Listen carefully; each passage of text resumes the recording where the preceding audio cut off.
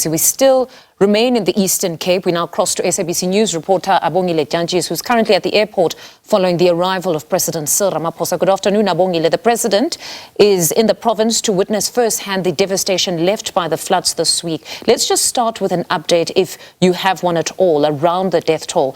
Is the number currently at 79?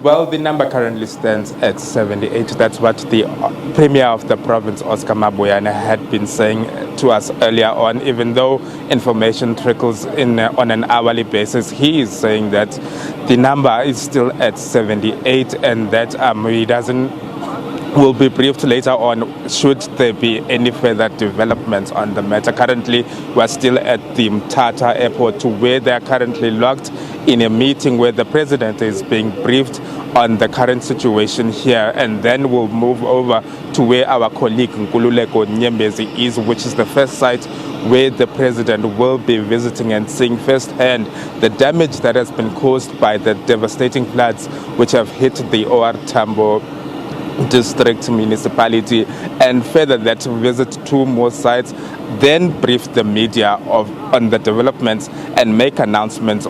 Is expected to make announcements on the way forward with regards to these floods.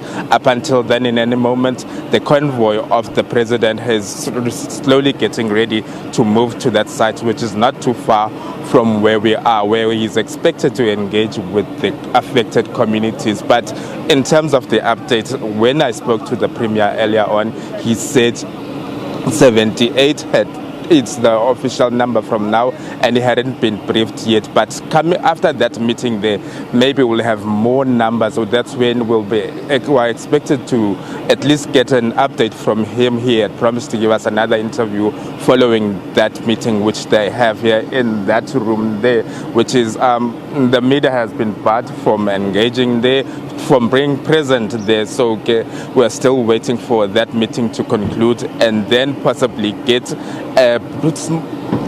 a mini briefing or a doorstep for the media, where we are expected to receive an update with regards to this. But for now, we are still waiting for that meeting to conclude and then move to the sites where the affected people are and where the president will be conducting his first site visit of the floods, where the floods happened here in Mthatha. Now, Abongile, you've been on the story the whole week.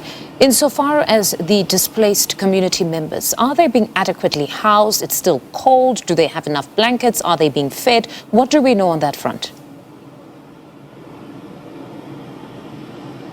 Well, engaging with the founder of the Gift of the Givers earlier on this morning, Dr. Suleiman, he has been saying that they've distributed over 1,000 blankets, over 1,000 mattresses, because the number of people who are in need is increasing as assessment continues. You'd recall that it's not only Mthatha who has been affected heavily, it's also Butterworth in not too far from here.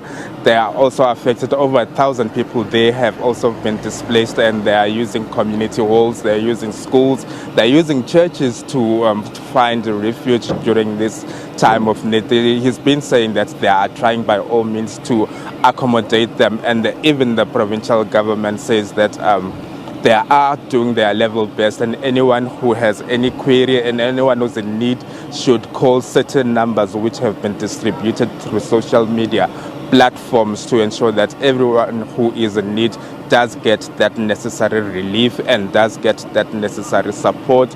But engaging with those residents, even though they are not fully satisfied, but they are saying that they do appreciate the efforts that have been made by the authorities with regards to this plight. So talks of mass funeral when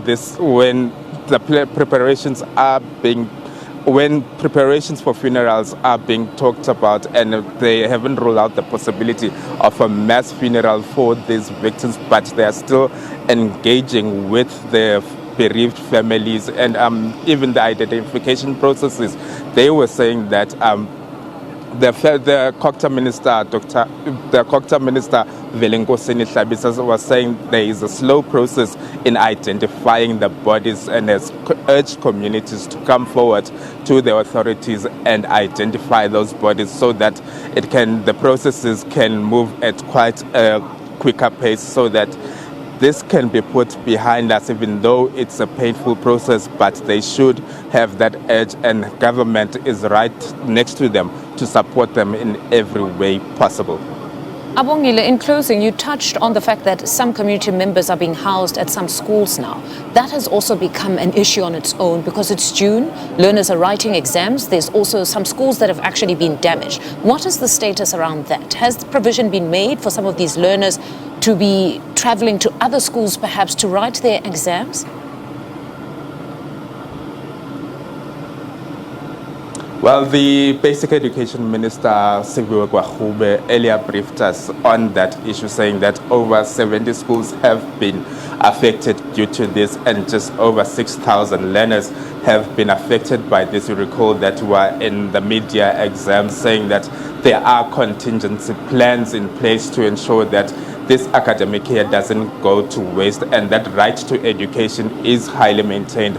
She was saying that they are trying by all means to accommodate those learners, and even a possibility of extending those exams during these upcoming winter holidays so that they can play that catch-up session for the affected learners, saying that even though it's quite difficult for them and it has placed them at a predicament, with the classification of a disaster, those schools will be urgently repaired through that classification of a disaster, which was announced by the Cooperative Minister yesterday. So life is a bit not smooth sailing at the moment, but she is saying that the schooling sector will be accommodated and will be held at high regard because it's running on a tight calendar. So as time is ticking on, she is saying that they will try by all means to accommodate those learners. They will work around the clock to ensure that the schooling system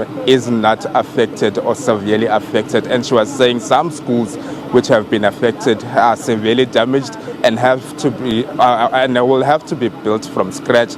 And schools take a long time to be refurbished. So that idea of some learners being moved to other schools is a possibility, but she'll brief us later on when she is engaging with the president, when he'll be holding that media briefing after this site's visit today.